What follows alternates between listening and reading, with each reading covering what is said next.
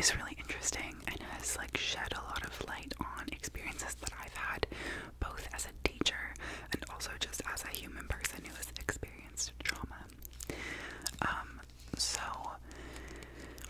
if you like to get into kind of like the nerdy, sciencey side of the things that you experience, this is a fantastic book.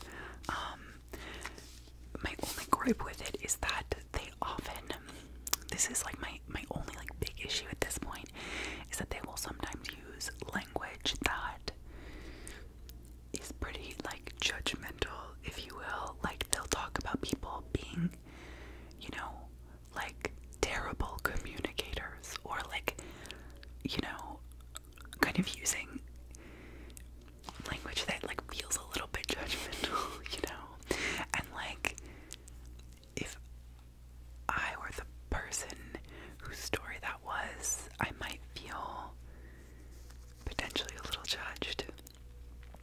And that's like, it really, I guess what I'm trying to say is it really moralizes behavior. And like, you know, to be honest, like I truly wasn't expecting this book to like be transformative for me. And it has exceeded my expectations in that regard. I mean, it's not transformative, but I'm learning a lot and reflecting a lot. So I would not say this is without fault, but it is like, it's good. I'm enjoying it, and I'm really enjoying the audiobook because it's read by Dr. Bruce Perry and by Oprah in conversation with one another. So it just feels like a really long podcast, you know? And I'll show you in the book. So the way that it looks, let me find a page where you can see. Hold on. I also just really like the kind of aesthetic of this book, in that like they have these diagrams that talk about brain function and trauma response, and they're very beautiful and like organized. Another one, really great. But let me find a page. So like they're talking with one another in the book, basically, so you can see like, I think the blue is Oprah and the black is Dr. Perry. And they tell a lot of stories, both about Oprah talks a lot about her own life and also people she's interviewed, and Dr. Perry talks a lot about his own work. But I'm curious, and I can't remember if he talked about this in the book. I'm so curious what like brought him into this work, and like, you know, what his personal investment in trauma research is. But yeah, he's been a researcher in the field for a really long time, and it reminds me, you know, I think like a lot about trauma, both like as an educator, but also just as a human person who like goes to therapy and talks about trauma like with my friends, and like, you know, I think it's really interesting to read this book by two people who are like older than my parents, and to remember that like the discussion of trauma is a very new one, and you know, both of them talk about how they're in their lives and careers, especially in Bruce Perry's career. Like when he started his work, trauma was not something that he talked about, even though he was like a psychologist. Anyway, so it just reminds me that like it's a new conversation, it's a new field of study, and that really, but it's obviously not a new thing. It's just in the like within the discourse, it is comparatively new. So great book, great audiobook. They have some like fun banter in the audiobook that's cute. It's like a little bit more in detail than in the book, and also in the audiobook they have interspersed, like Oprah will talk about people she had on her show, and then they'll have like a clip of that interspersed. So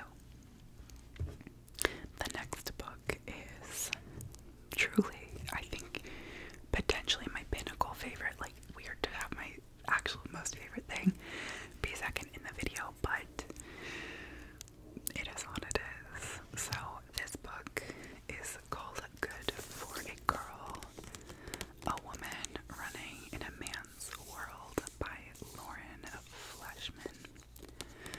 So early in the month,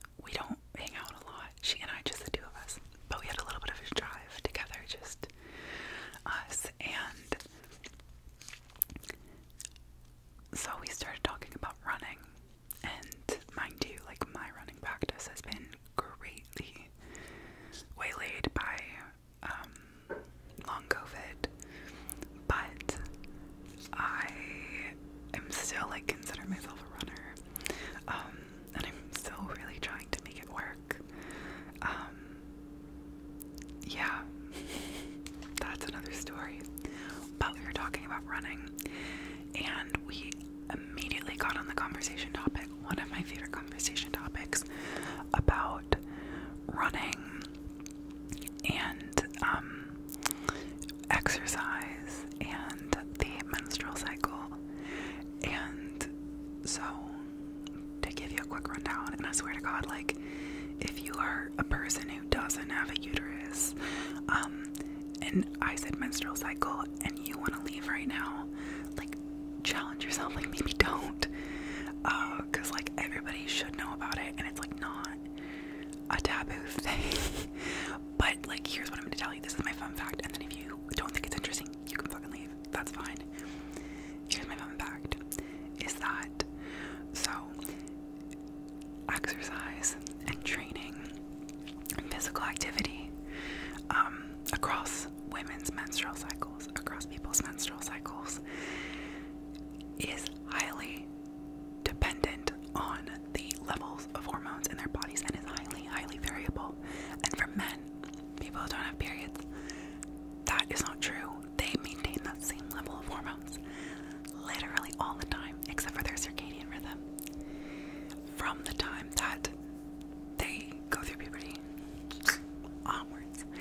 And thus, all of the information that we know about training and exercise and weightlifting is obviously based around men's linear trajectory of, like, just being able to perform pretty constantly at the same level.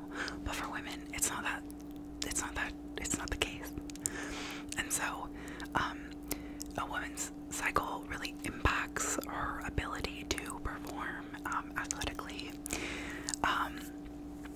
And most people, like, don't know that. I didn't know that. I grew up an athlete. Like, no one ever fucking talked about it. And I think it's a really important thing to know. So we started talking about that. I started bringing it up. We started chatting about it. Chatting about how we both never knew that until pretty recently as adults. And she said, hey, I think you would really like this book. It's called Good for a Girl by Lauren Flashman. And I was like, okay, like, tell me more. Because I'll be honest, like, I kind of, the title and even the subtitle were like a little off-putting to me. Like, I just didn't immediately connect to them. I was like, okay, first of all, I don't really, like, she's a professional runner. I don't consider myself a professional runner. Obviously, I do not make money from running. I only feel emotional fulfillment. Anyway, running was not my sport growing up. I also feel like, I don't know how to say this in a way. I feel like this kind of, like, title is a little tired. Like, this book is about her experience as a female athlete and about, like, the myriad things that impact female athletes that don't necessarily impact male athletes. But I don't know. Like, I'm gonna be honest, I was, like, off put by the title. That being said, this book, I don't even know how to talk about it. This book reflected moments in my life to me that I had never acknowledged out loud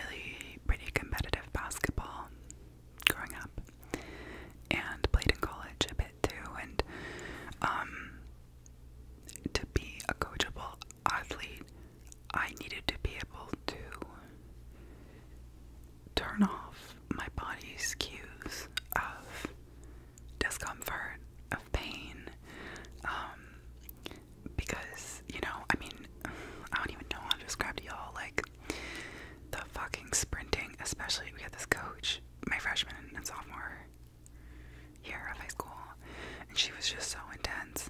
I had a really complicated relationship with her, but like, so I don't want to like use blanket statements, but I think the intense blanket statement is one that is true.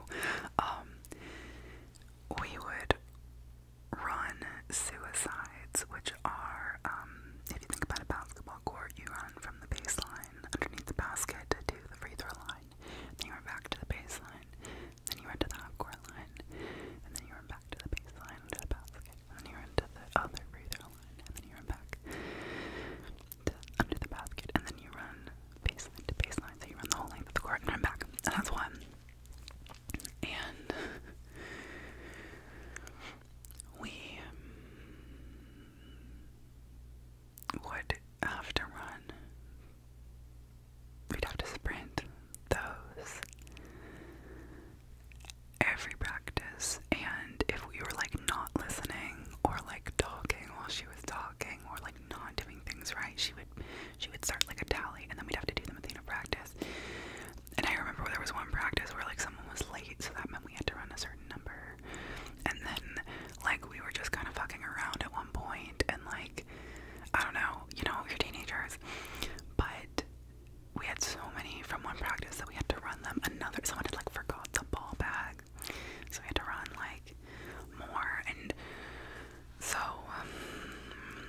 oh god, we literally had to start the next practice, and we for the maybe first like half hour of the practice we just ran, and not ran, like sprinted, and she had a timer, so we had to run them in under 26 seconds, as I remember. And if we didn't, as a team, run it in under 26 seconds, so that was every fucking person on the team, it didn't matter that there was a varying physical ability between us. If we didn't run it in that time, we were running again. And it was so hard. And like, obviously by like the fifth one, like, we could not make it in under 26 seconds. Anyway, let me just tell you that like, in that moment, like, I think back on that and I'm like, I would never fucking do that. But in that moment, I didn't ever consider that I could just say, I'm not gonna do this, you know?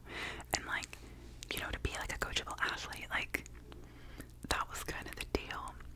But it fostered over the course of my time as an athlete, like, this ability to disconnect from the physical sensations and the physical discomfort in my body, which was keeping, you know, me able to do that in the moment, but in the long term, you know, really made it hard for me to do like embodied movement or to have a reason to do movement that wasn't someone else telling me to do it, that was intrinsic, and also kind of, you know, contributed to this disconnect from my emotions and my physical sensations. Anyway, she talks about that in this book. Anyway, oh my god, such a tangent. I'm going through like two of my favorites, but I don't care.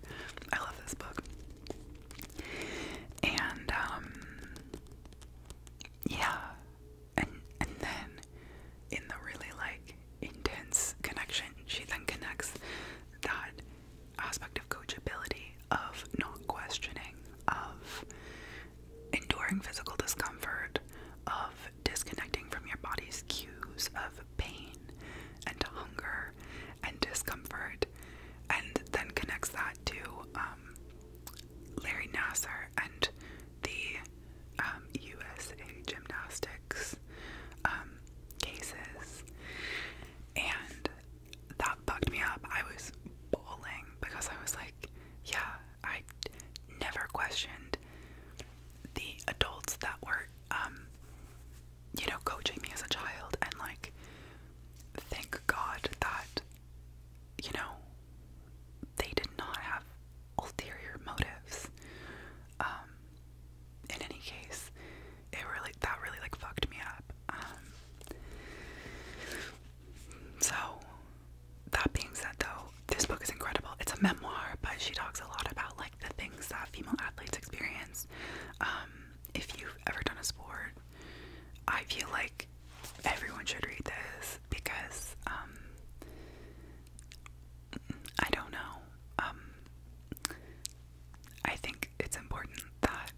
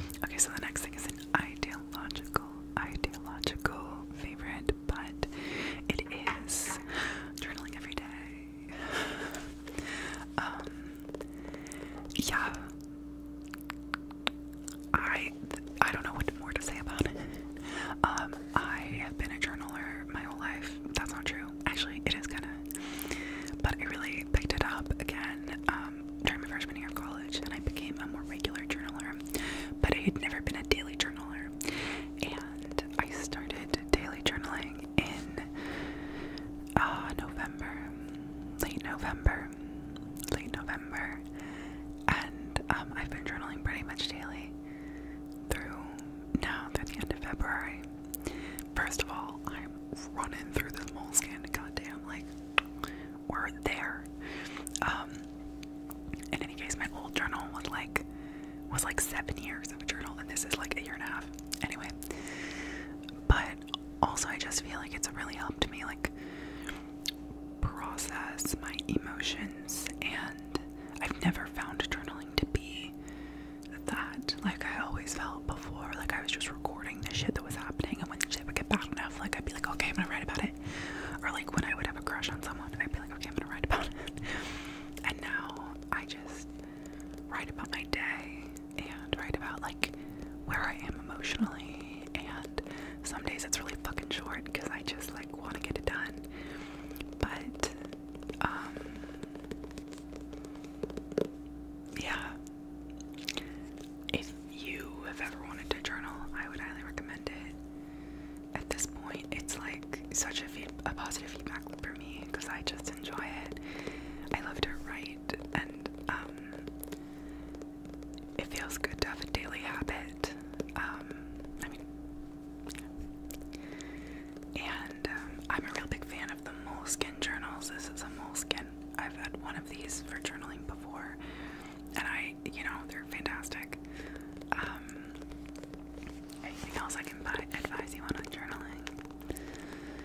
I also just think, like, make it low stakes. Like, make it a stream of consciousness, because odds are you're probably the only one who's going to be reading your journal. Like, unless you're Anne Frank. And after I read the Diary of Anne Frank, did I do believe that someone was going to find my journal and, like, publish it? And does that thought still occasionally occur to me? Yes, it does. Not that I am Anne Frank. Like, sorry. Okay, running it back. That's not what I mean. But, like, I definitely do have the worry that someone, like, posthumously will find my journal and then be like, wow, what a thrilling account of someone's life from, like, 2015 to whenever I stop journaling or die. So that got weird, but so what I was trying to say is that, like, odds are no one's probably gonna read your journal. Like, odds are no one's probably gonna read my journal unless I read it aloud to them, which sometimes, like, when I'm trying to remember something I said and, like, or remember something I was thinking to a friend, like, I will do that. But been that bitch, still that bitch. But I'm trying to remember if I actually did this or if I just thought it would be funny. But of taking my old journal and, like, reading juicy secrets from my old journal. I don't think I actually made that video. If you want me to read my journal on the internet, I will. I'm not gonna read this one, but I'll read the other one. It was a little, like, saucier. In any case, odds are no one's gonna read your journal, and so, like, just be a stream of consciousness with it. Say what you need to say. Like, it's a fucking piece of paper. Like, no one's, like, the paper, the book, the journal is not gonna judge you. Only you can do that. So that's kind of the vibe that I've been going for recently. It's also just, like, getting, like, because I feel like we all have those thoughts and feelings that just feel like, I feel like I couldn't tell anyone this, or, like, I feel like this is so heavy, and I like, just need to get it out of my body or my mind, and, like, journaling is a great way to do that. And truthfully, like, it's really helped me work and move through some shit recently, and not in a tangible way at all. Like, not like I'm, like, writing and I'm like, oh, now I get it, but just in a way of, like, I'll think about things I wrote in my journal and then I'll, like, talk about them in therapy, or, like, talk about them with my friends, or, like, and then I'll have new perspectives and be able to, like, come back around to, like, themes in my life, and,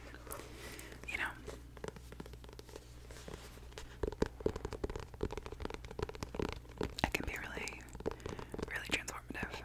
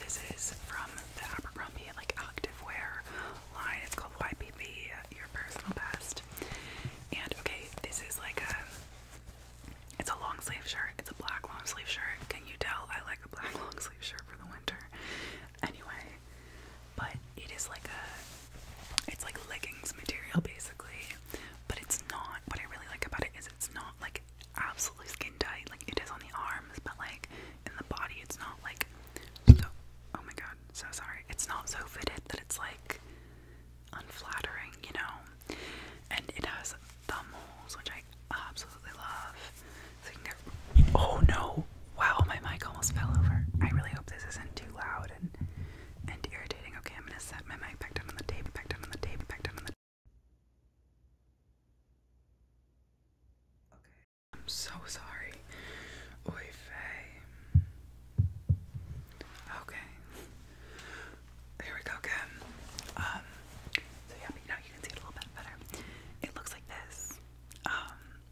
It like has these really cool little like beige cutouts on the side. Which make it look just like a little bit nicer. Like I've worn this out and about. I mean, let me be clear, like I wear all activewear out and about. Even like my ugliest sweats I wear out and about, so. But I think it's cute.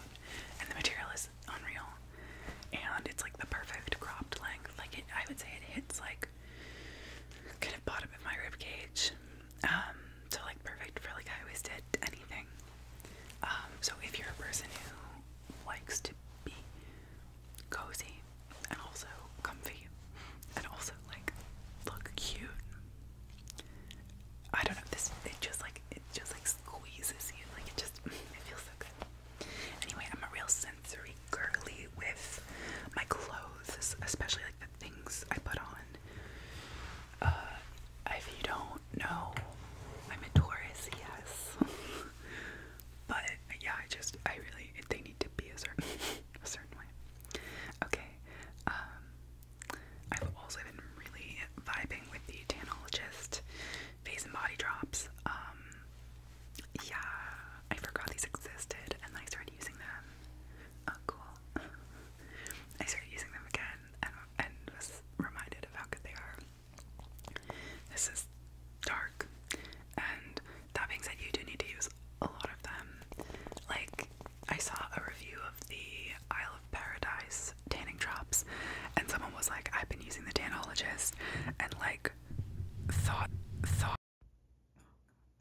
trying to move the mic a little closer so I didn't have to like lean so far down, but it was causing chaos left and right. Anyway, they were saying Isle of Paradise, you have to use fewer drops because they were used to using the Tanologist one.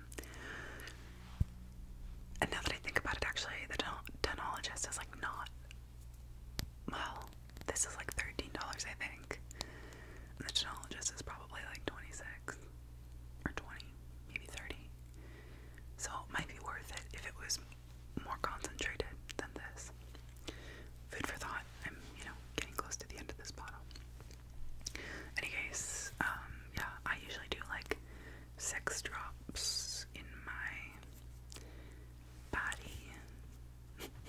6 drops into like 2 pumps of CeraVe, and then I'll put it on.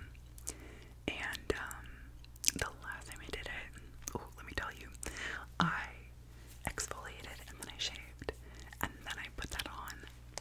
My skin has never been so soft and so glowy. Oh my god. Oh my god. And like, yeah, it was unreal. But yeah, I feel like it doesn't really get like patchy, like when it comes off, or when your skin sheds. I think it doesn't like just come off. I think it's because your skin sheds, right? I don't know. Am I a snake? I don't know. Yeah, so these are great. Okay, next is something I have also gotten back into this winter, which is the Glossier Stretch Concealer. I'm not wearing it right now. It's like a very, what is the word? Like, natural concealer. It's very skin-like, and it's not very, like, if you're doing, like, a makeup look, like, it probably wouldn't be the vibe, but, like, for every day, it's just really creamy and, like, buildable, and looks very natural, and it's also just, like, a good color for me in the winter, so, I have it in the color C11, but you probably need a different color. I don't know, maybe you need the same color. I don't know. If you want it, like, go try it on.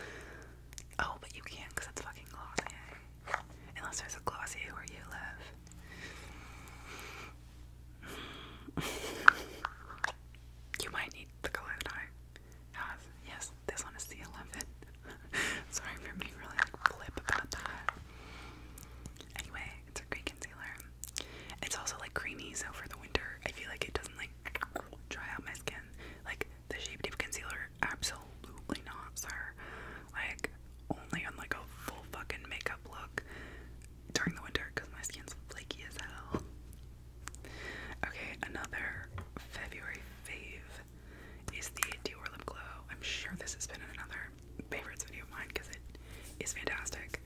But if I didn't have lipstick on right now, I'd try it. But it's a sheer pink, but it like is one of those colors that like one of those lipsticks that like adjusts to the shade of like your ideal shade. It's really pretty, and it's also like kind of lip balmy. So, oh no, is she cute? Lip glow. This is in the color 001. And then the last makeup thing is this Color Pop Purple shade. It's like periwinkle purple blue. It looks really blue right now because the light in the background is pink, but I swear to God, it looks purple in real life. This color is called,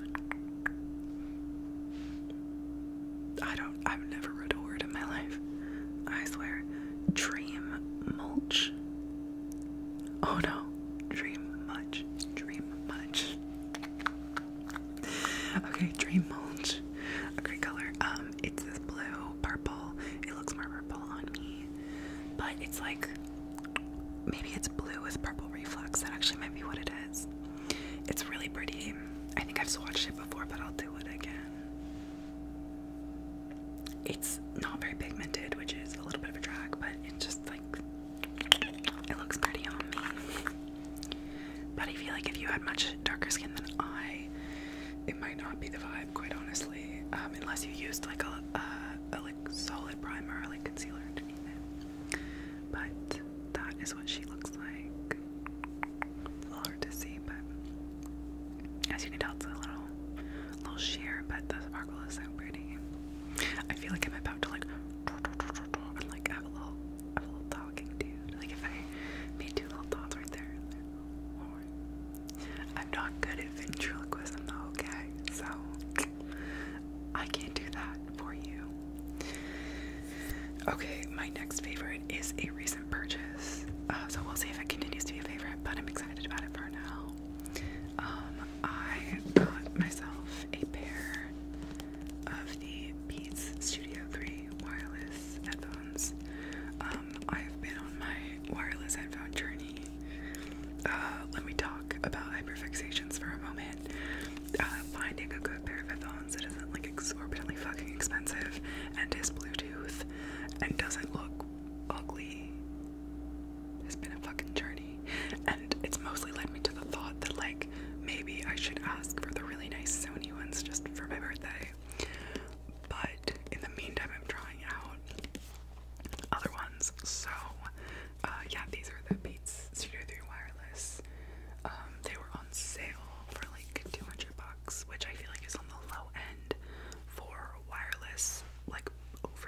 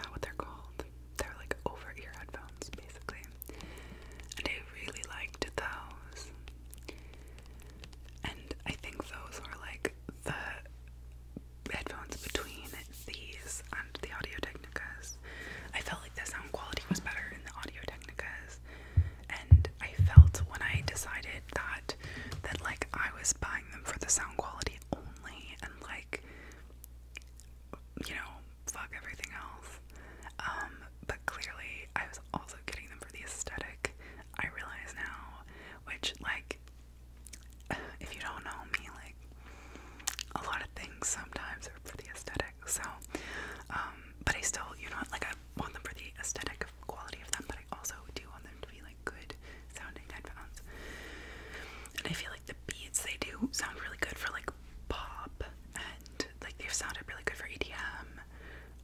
They've sounded really good for like what were they sounding really good when I was listening to? Oh, I can't remember. I was listening to something yesterday, but then like for kind of more acoustic music, like I was listening to Michelle Branch. I'm gonna keep fucking talking about Michelle Branch till y'all start listening. No, just kidding. Like whatever. Yeah, and it was kind of like mid, and it's hard when you can like tell the sound quality isn't as good as it could be. You know, I think that's like a bummer. And I felt like with the Audio Technicas and also the Jabras, you could, the Audio Technicas especially, like every piece of music that I listened to through them, I could tell was just like as crisp and clear as it was intended. This is now making me think, I feel like if you're listening to this, you're probably like, bitch, you should go back and get the Audio Technicas.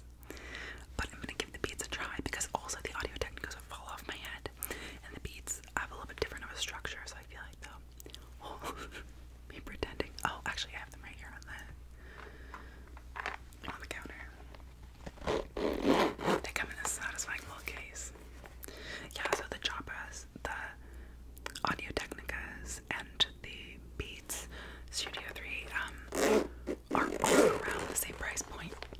Like when I got them, I know that they're not all like always, but okay, here they are.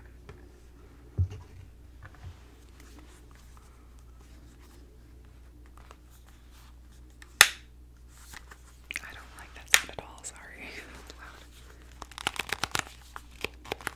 They look like this. The controls are on the little thing. It's a touch control. So I haven't really tried that out yet. I don't know. I felt like, okay, here's my vibe, is the noise cancellation on these is bad. Like it's not as good as like the Jabras.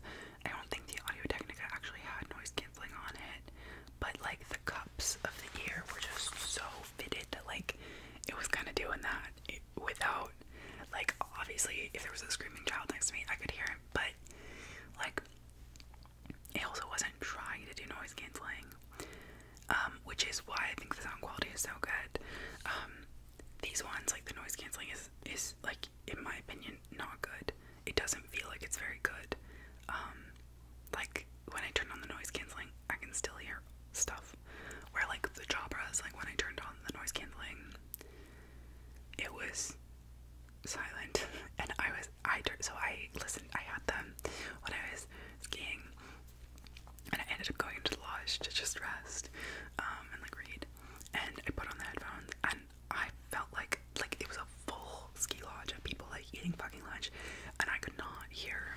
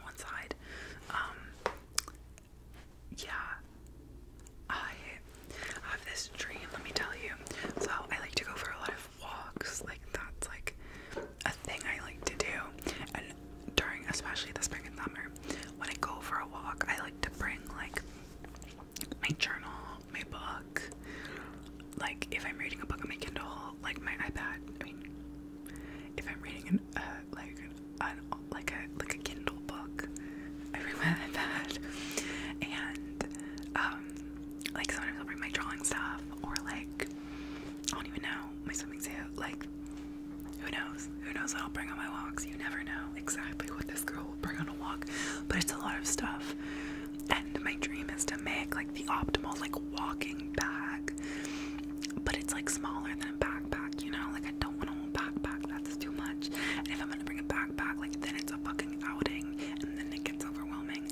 So I don't mean a backpack, but like it needs to be a big crossbody. And truthfully, I feel like Baku is like almost done it. You know, like do I still have dreams of my own? Yes, I do. But this bag, it's so goddamn functional. Okay, so inside of it, oh, this is gonna be a little hard to show you, but I'm gonna try my best. Inside of it, it just has these two big zippers on the inside, like slip pouches. And yeah, it is just ginormous. Right now, inside of it, I have my little like ditty bag. But yeah, I feel like I'm not really able to show you how much stuff it can hold. But please take my word for it that it does. And like, I don't know, I'm a pretty tall person, so like it just looks like a little thing on me. Maybe on a smaller person it might look bigger, but like I don't know. I've seen some girls on TikTok who also have it who are like more small than I, and like it still looks like just like a small little like sling bag. So big fan of the Baku Crescent bag. They just came out with some new colors for spring. I think they're fucking cute. I got this one before that. I almost returned it. I almost returned it to get one of the spring colors, and I was like, honestly, the purple, the kind of periwinkle blue purple, I'm into it. Except for the fact that my jacket is like a light lavender, but like very pink toned lavender, and so I feel like they kind of clash when I wear them together, but that's fine.